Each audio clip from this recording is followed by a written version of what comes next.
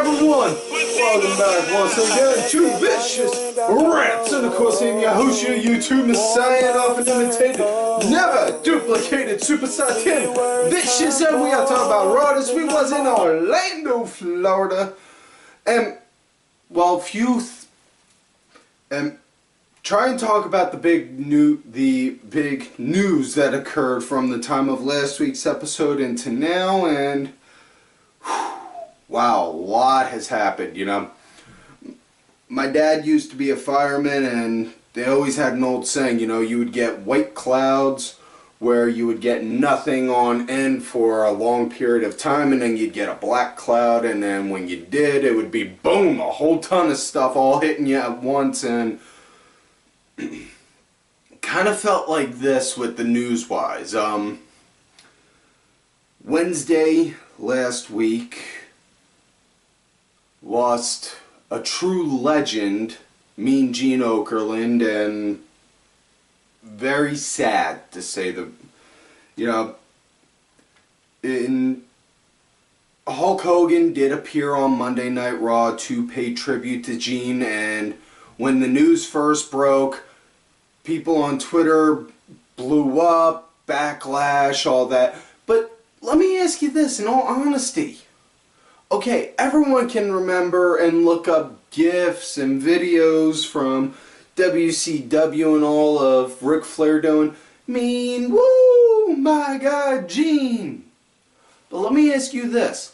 A majority of my generation, the guys who grew up watching, you know, primetime wrestling, Saturday night's main event, this, that, all that kind of stuff, watching, seeing Hulk Hogan in the late 80s, early 90s in WWF.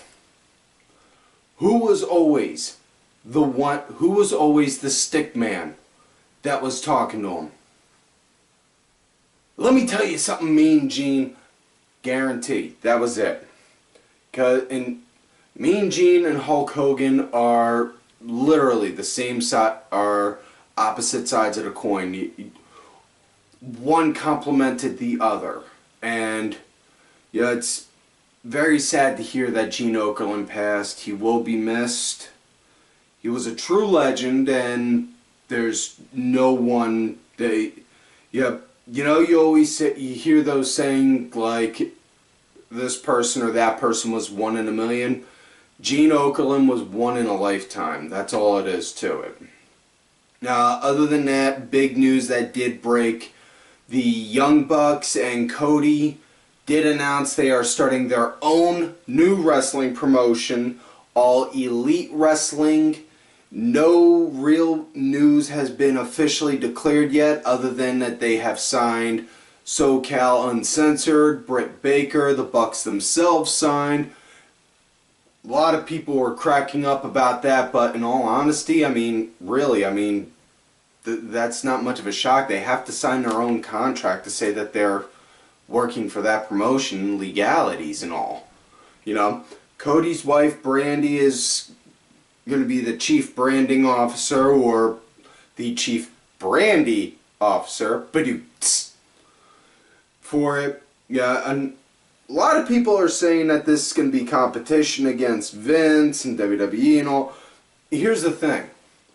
Don't worry about if it's competition. Just look at it in the positive aspect of, we're getting a new wrestling promotion.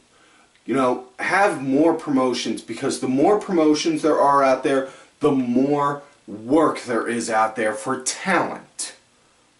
And whether talent wants to work in WWE, or they want to work in Ring of Honor, or Chikara, or Combat Zone, Evolve, New Japan, DDT Pro, whatever, just be happy at the fact that that wrestler is working in a place that they want to.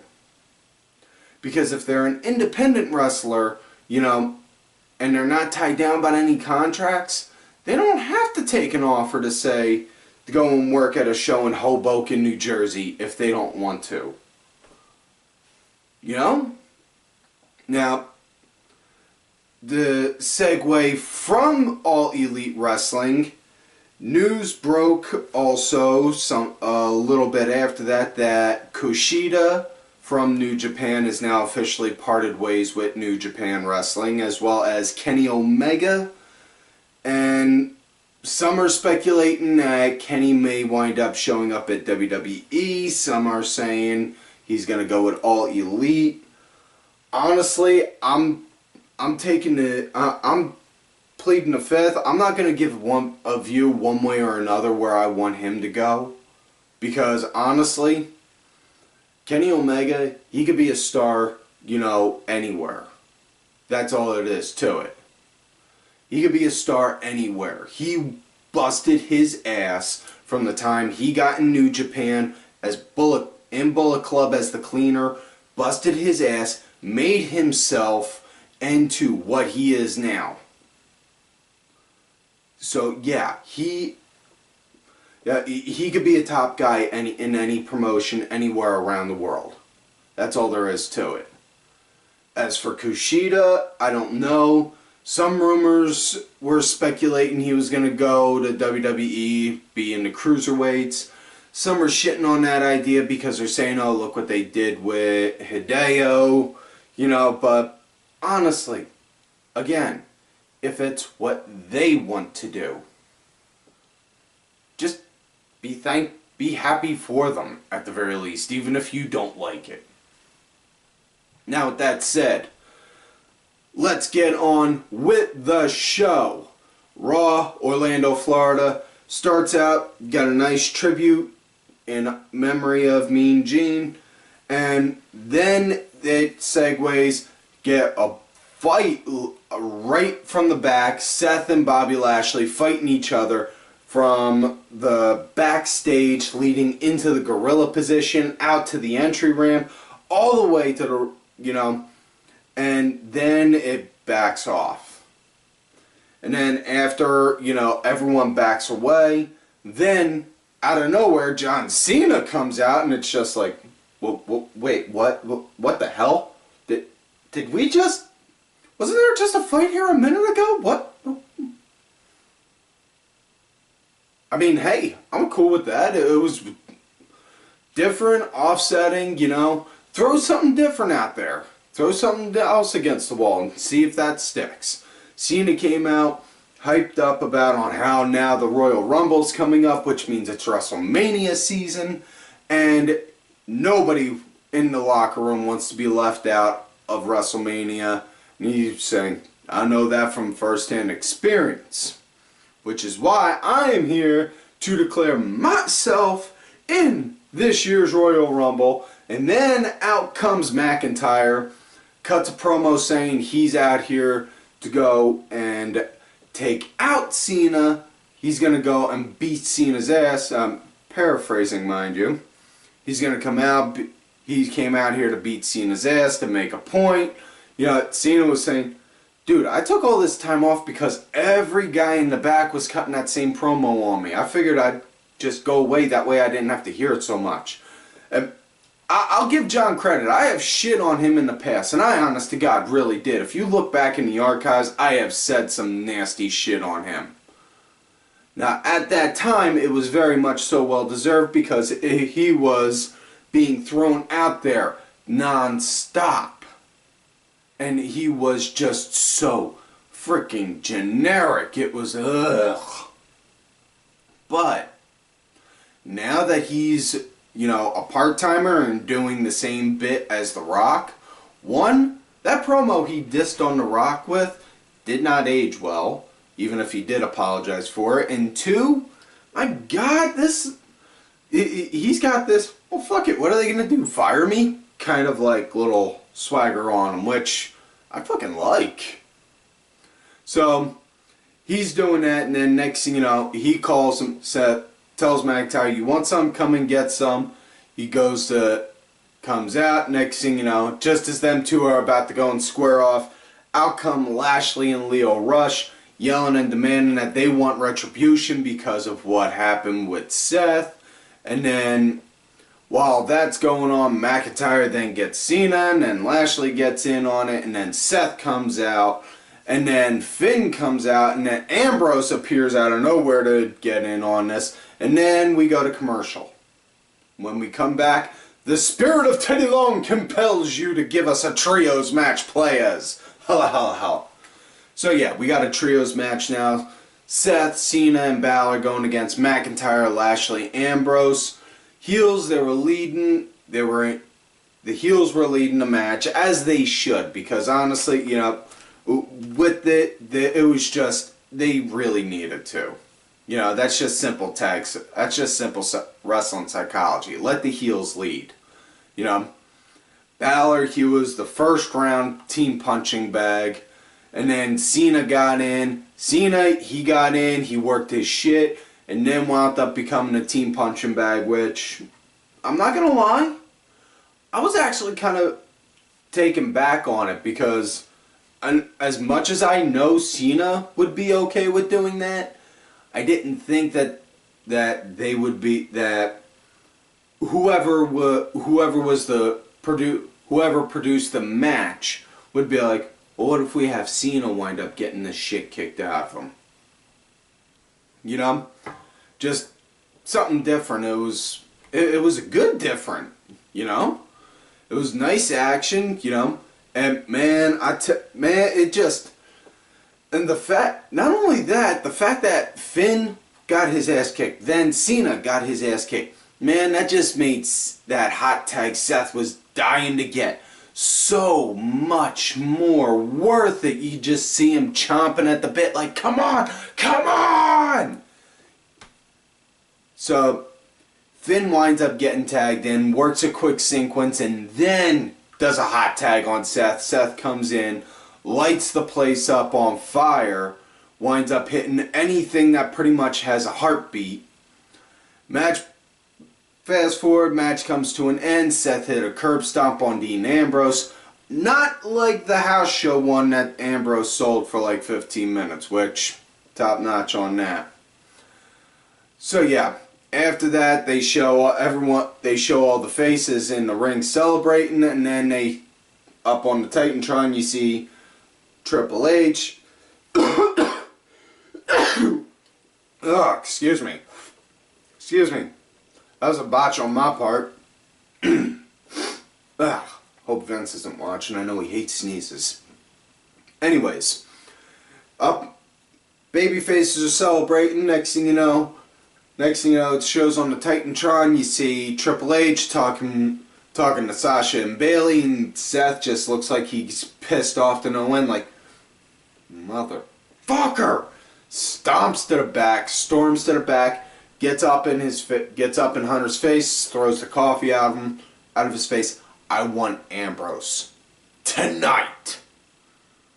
And Hunter just looks at him. You got him tonight. Falls count anywhere. So we get that. We're gonna have Seth Rollins versus Dean Ambrose for the Intercontinental in a Falls Count Anywhere match coming up. But until then, next matchup, we got tag team lumberjack action. Chad Gable and Bobby Roode going against the Revival for Gable and Roode's coveted tag team titles. And this had a nice, good pace and feel. Revival, they were leading, you know. And Gable, you know, I gotta admit, he was doing really most of the legwork for his team, you know. That was something that, one thing did make me kind of mad on, the Lumberjacks. You know, you could see, it was just like, you know, even if you're not really into wrestling and you're just, like, casually watching, or, you know, you could see it like, well, dude, the freaking baby faces are showing favoritism, because Lucha House Party, if Gable or Roode were outside, they'd just be like, But the second Dawson or Wilder got out there, they were just like, ah! Grab them, throw them in. You know? Now, I guarantee you wouldn't see that kind of shit if Zeb Coulter was still there. Oh, no. No, he wouldn't allow that one bit. You know? But yeah.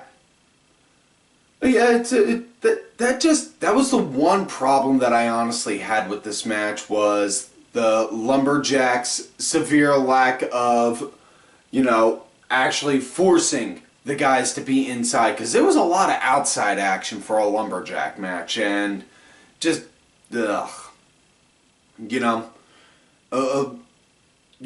call me old-fashioned if you want, but a lumberjack match should have the guys, whether they're good guys or bad guys, all storm up on a person the second they're outside and throw them in, no matter what. Anyways, match winds up coming to an end. Dawson has a quick roll-up on Chad Gable, and as the ref's counting, Bobby Roode, boom, flips Dawson over to where now Gable is on top, and you could see Scott Dawson hook and like actually scissor the ropes with his feet, and ref does 1, 2, 3 anyways. But the thing that gets me is Bobby Roode did that. He was walking across the apron. He was never once grabbed by the lumberjacks, you know, told get on the apron, anything like that. It was just, ugh, like I said, just really bad on that part. I didn't like it. Anyways, next matchup, it's Elias going against Baron Corbin. Swear Vince did this as a fucking joke. You know, just to try and fucking mess with me. Ha ha, pal! Now you'll have to cheer for one of them! And, ugh. Now, Elias, he was leading the match into the break, and then after the break, Corbin, he was leading it. You know, and honest to God, my big thing with Corbin is, why is he still dressing up like he's an authority figure? And more to the point, why does his authority figure outfit look like the assistant manager at the TGI Fridays a couple miles from my house? You know, just, no. I mean, don't get me wrong, between Baron Corbin and Michael Elgin, I'm pretty sure both of them are about as, they're both, neither, or let me get this the right way. Baron Corbin makes Michael Elgin seem manageable for a promo. Yeah.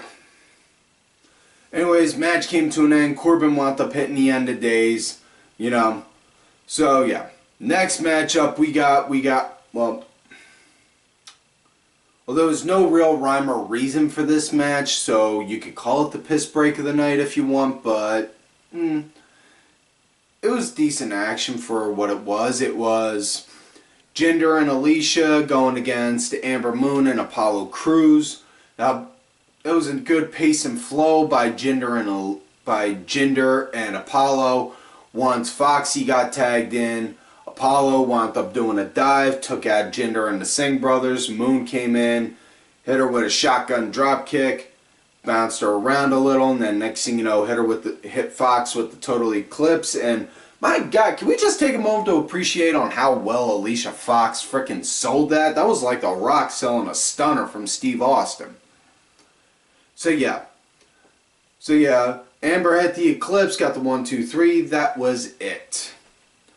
Next matchup we get, well, before we get to this match, the story that led to this match, Alexa Bliss came out with her talk show segment, A Moment of Bliss, in which case, whew, man, needed to double up on them heart pills when Alexa came out. Good God.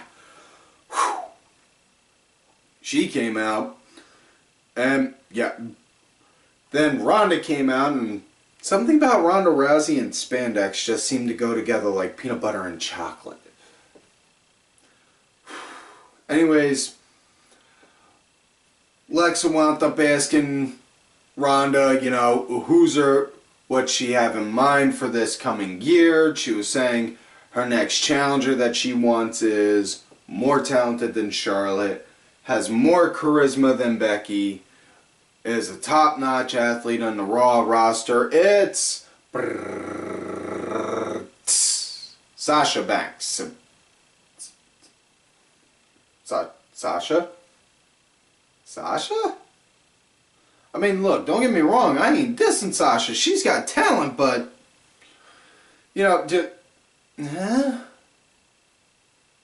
just no. I'm sorry, but her doing hot potato with Charlotte for the Raw title for X amount of time when the brand extension first started just kind of diluted her with the title for me. Now, I did say before, you know, keep her away from it for a while, and they have, and it's just, you know. Anyways, after she said Sasha, next thing you know, Nia Jax came out saying, excuse me, I'm pretty sure I deserve a shot. I took you to your limit before, I can do it again. And then Sasha comes out saying, line's behind me. So, and then Sasha was saying, come on, you want to settle this? You and me will go, winner goes against Ronda at the Rumble. So we wind up, then it goes to commercial, we come back, matches started. Sasha Banks going against Nia Jax, Bayley and Tamina are out there also. Nia, she was playing Nia powering over Sasha, you know, and honestly, you know, really, this was probably the best one of their better matches that they've had, you know? It's just, I don't know, I just kind of feel like somebody else should get a shot instead of either of them, you know? Like, nah, I don't know, hell, why not throw Bayley at Ronda Rousey, you know? Yep, Bayley is a perfect example because she's got that cute, bubbly little personality. The kids draw to her. You know, Ronda Rousey's also a hot personality that the preteens draw to. So you get the best of both worlds with that sense. I'm just giving my 2 cents on that. I'm done with my armchair quarterback on that, but match, it was pretty okay, you know. Match wound up coming to an end. Well, before I get to the end, one part wound up making just go shit. Nia had Sasha up on her shoulders, up on the second rope, and then just boom, dropped her. And Sasha, you could see, boom, hit the ropes, and just oh Jesus. Wasn't sure if she caught her face or her neck or throat or what, but good God, I hope she didn't get whiplash off of that. Oof.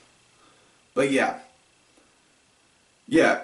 Sasha, though, I'll give her credit. She sold the shit out of that and then sold the shit out of getting tossed, you know, tossed around like a sack of potatoes, you know, crawling to get back in.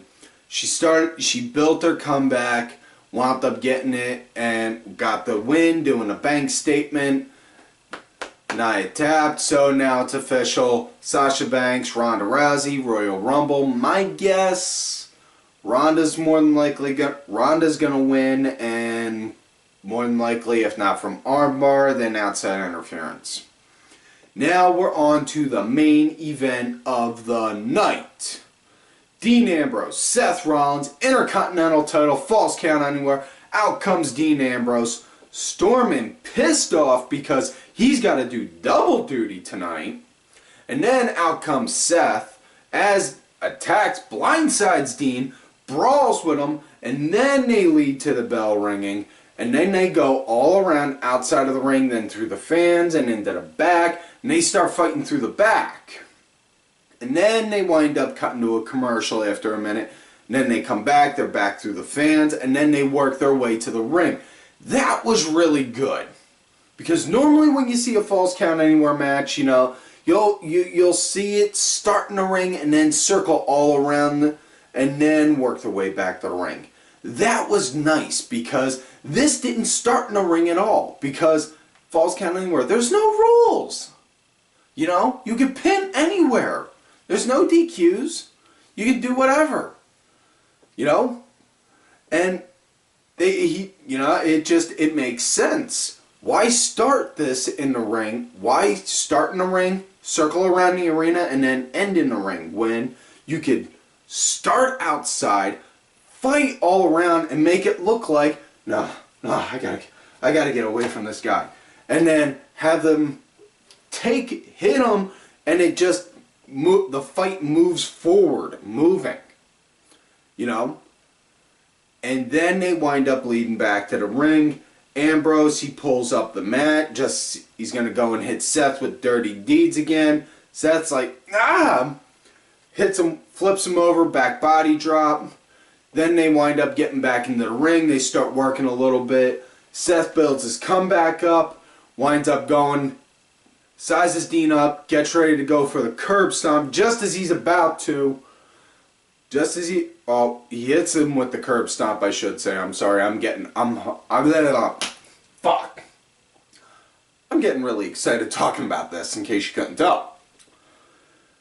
Hits the curb stomp, about to go for the pin, and then Bobby Lashley comes out, completely decimates Seth, winds up hitting him with an AK and then a spear, which, you know, I'm pretty sure that AK is simply because he never got a chance to take the Knockouts title off of Allison Kay back in TNI.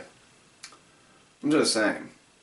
But did the AK, then the spear, and then he just stood there and watched as Ambrose crawling.